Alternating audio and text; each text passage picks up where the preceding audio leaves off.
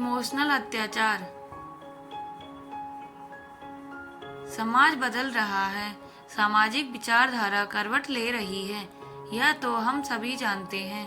पर क्या हम यह जानते हैं कि हमारे इस समाज के समांतर एक और नया समाज भी बन गया है, जिसके अपने नियम और कायदे कानून हैं। यह समाज अपनी मर्जी के मुताबिक चलता है। यह समाज है युवाओं का, किशोरों का। इस so called modern technocrat अवेयर्ड society के पास एक्सपोजर तो बहुत ज़्यादा है, पर इस एक्सपोजर को सकारात्मक दिशा देने वाला कोई नहीं। यह तो हम सभी जानते हैं कि दिशाहीन व्यक्ति अक्सर रास्ता भटक जाता है, पर युवा वर्ग ऐसा नहीं मानता।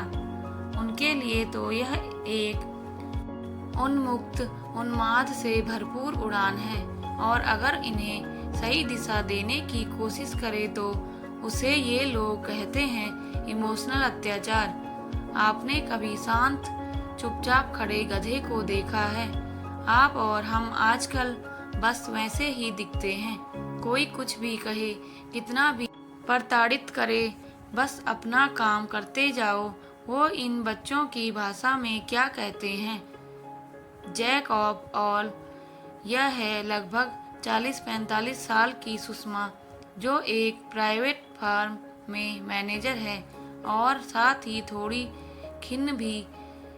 किसी टीवी चैनल की तरह पल भर में बदलती युवाओं की इस सोसाइटी से उसकी यह इस तरह की बातों को सुनकर उसके पति संभव ने कहा, क्या हुआ, क्यों इस तरह की बातें कर रही हो?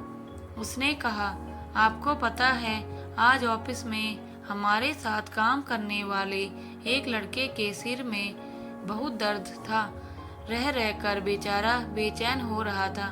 मुझसे देखा नहीं गया, इसीलिए मैंने उससे कहा कि बेटा अगर तकलीफ ज़्यादा हो रही है तो हाफ डे लेकर घर चले जाओ।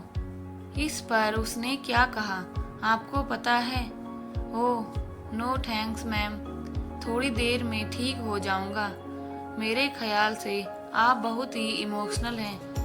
सामने इमोशनल कहते हैं और पीठ पीछे इमोशनल फूल। तो क्या गलत कहा उसने? आपने बात ही ऐसी की। कॉलेज से घर आई उनकी 15 साल की बेटी नमिता ने कहा। सुषमा ने कहा, तो क्या तुम्हें भी लगता है कि मैं इमोशनल फूल हूँ?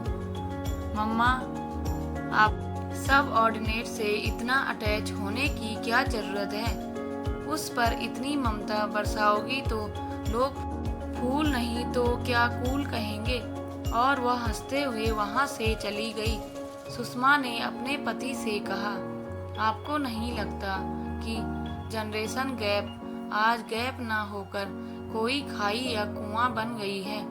अगर इतनी आर्द्रता, इतने संवेदनशील हम नहीं रहे तो एक दिन मशीन बन जाएंगे।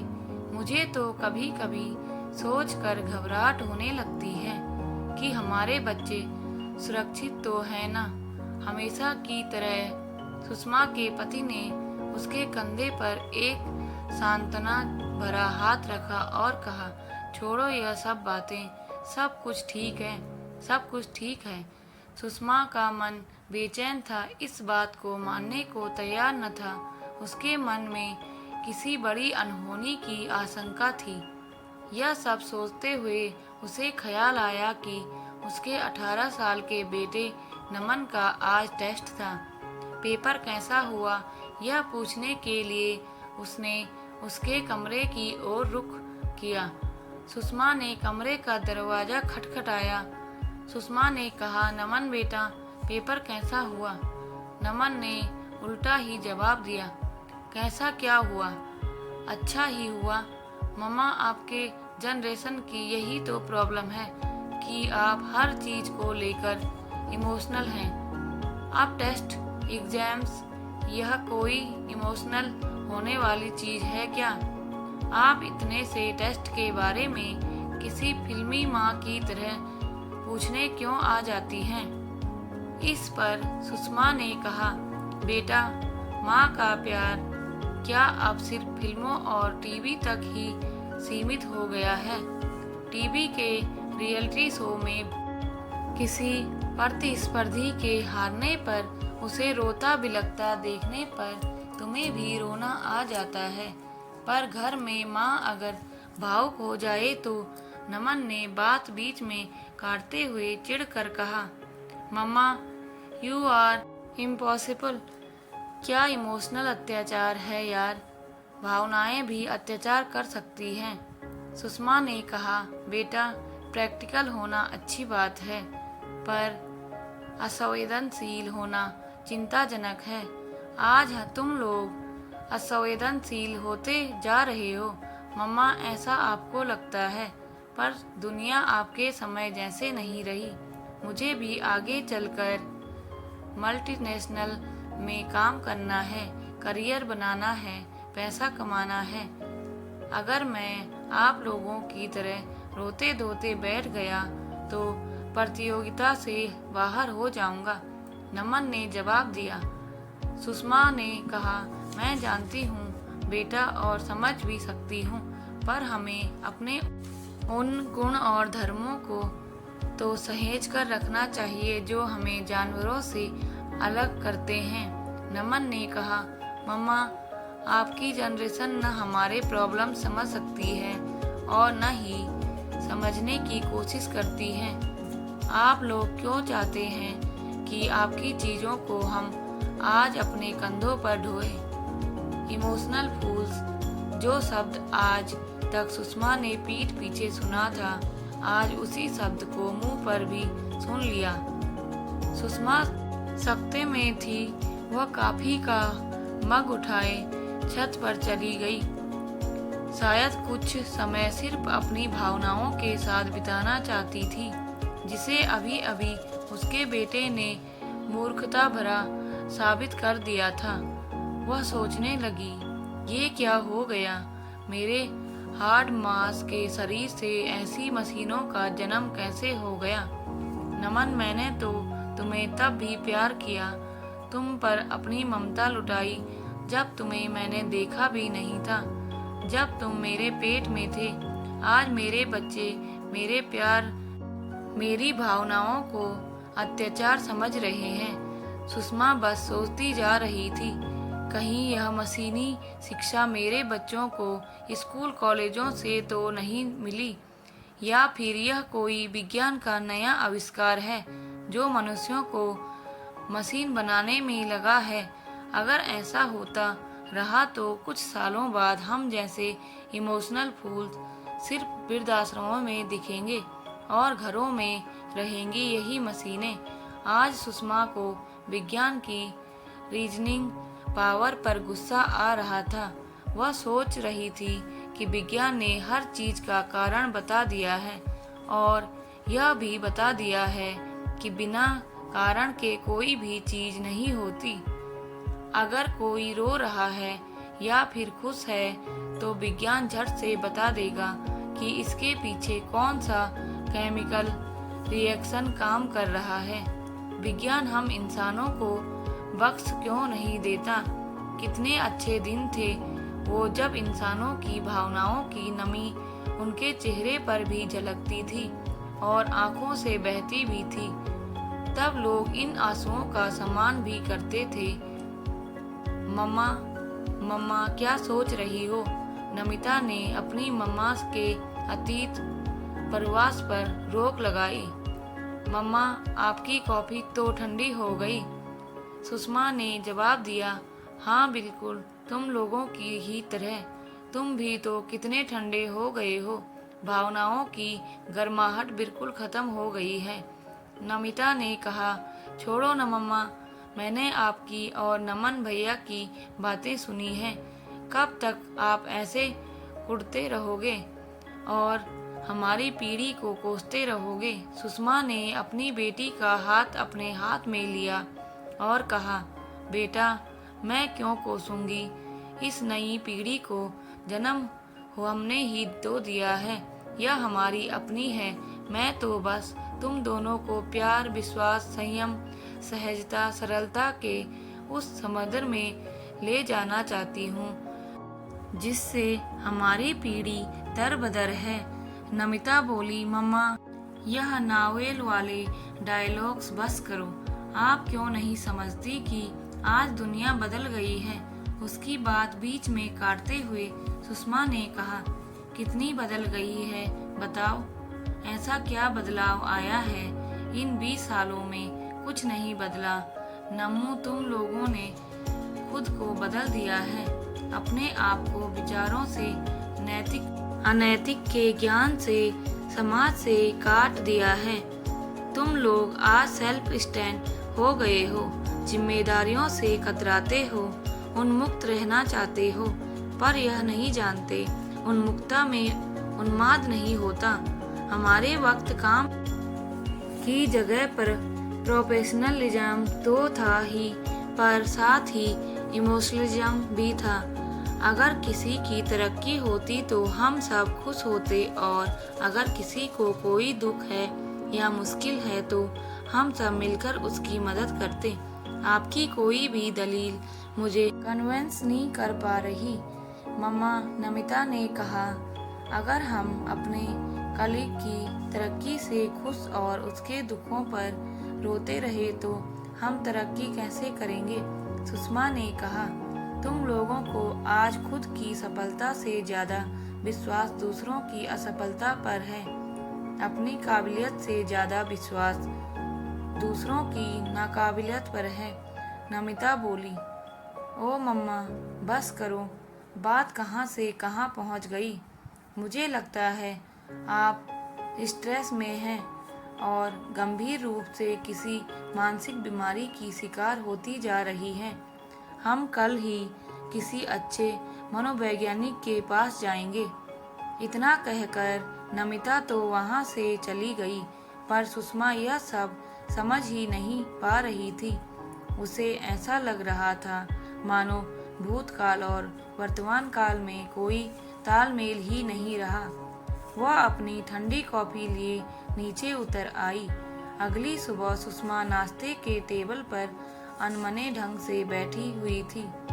उसके मन का द्वंद्व उसके चेहरे पर साफ नजर आ रहा था। सुषमा कुछ सोच रही थी, कहीं मैं ही तो गलत नहीं हूँ, कहीं नमन और नमिता की सोच सही तो नहीं। तभी सुषमा के पति ने आकर उसके हाथ पर हाथ रखा।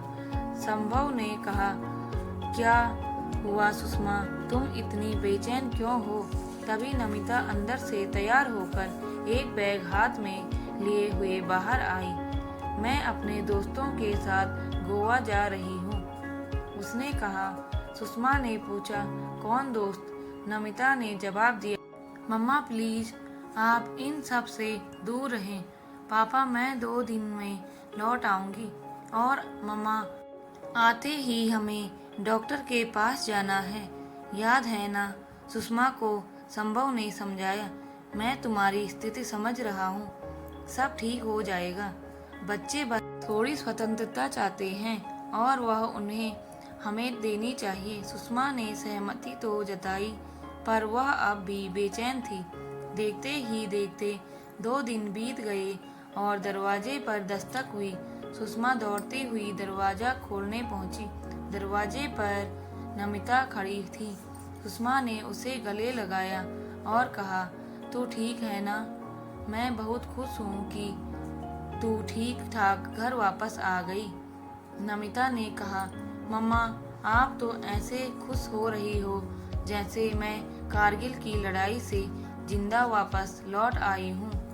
संभव ने सुषमा से कहा, देखा सुषमा, कुछ नहीं हुआ, हमें अपने बच्चों पर विश्वास करना चाहिए।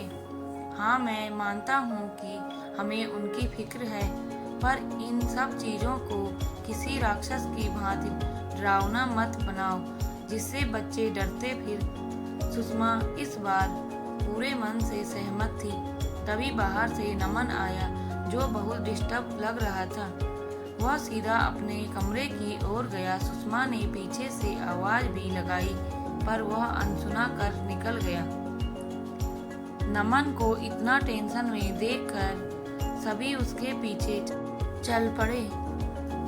सभी नमन को दरवाजा खोलने के लिए कह रहे थे, काफी देर तक जब दरवाजा न खुला तो संभव ने दरवाजा तोड़ दिया। नमन कमरे के एक कोने में ब्लेड लेकर बैठा था। सुषमा को समझ में आ गया कि वह क्या करना चाहता है। सुषमा ने मौके की नजाकत समझी और नमन को लेकर छत पर गई। काफी देर तक नमन चुपचाप अपनी माँ को पकड़कर बैठा रहा। तभी नमिता भी वहां आई। उसने पानी का गिलास नमन को दिया। नमन को उसका मन कचोट कर रहा था। बिना किसी के पूछे ही उसने बताना शुरू किया, मम्मा मैं जीना नहीं चाहता। आपको पता है इंजीनियरिंग में मेरा सिलेक्शन नहीं हुआ। मैं प्रवेश परीक्षा में फेल हो गया। सुषमा ने कहा, बेटा बस इसी बात का मुझे हमेशा डर लग रहा था। मुझे पता था तुम ऐसा ही कुछ करोगे। किसी परीक्षा की सफलता बस यही वजह है तुम्हारे जीने की। तुम जानते हो जीवन कितना खूबसूरत है और आज इतनी छोटी सी वजह से तुम उसे ही खत्म करने चले थे। नमन आश्चर्यचकित था। उसने कहा, मम्मा आप नाराज नहीं हैं। मुझे लगा आपको बुरा लगेगा। आपने और पापा ने मेरी ट्यूशन पर कितना खर्च किया था। आपकी अपेक्षाएं थी। सुषमा ने बात काटते हुए कहा, बेटा अपेक्षाएं नहीं उम्मीदें थी जो अगर इस बार पूरी नहीं हुई तो अगली बार हो जाएंगी। इसीलिए मैं कहती हूँ कि ठीक तुम लोग असंवेदनशील हो और इसीलिए अविवेकी अविचारी हो या फिर कठोर दिखने का होने का नाटक करते हो ताकि बाहर की प्रतियोगिता में ममूर्ता से पेश आ सको। बेटा बस अब रुक जाओ। खुद की भावनाओं और मानसिकता से इस तरह मत खेलो। भावुकता किसी भी सामान्य व्यक्ति की स्वस्थ मानसिकता की दरकार है। अपनी भावनाओं को खुले दिल से व्यक्त करने में कोई शर्म नहीं होनी चाहिए।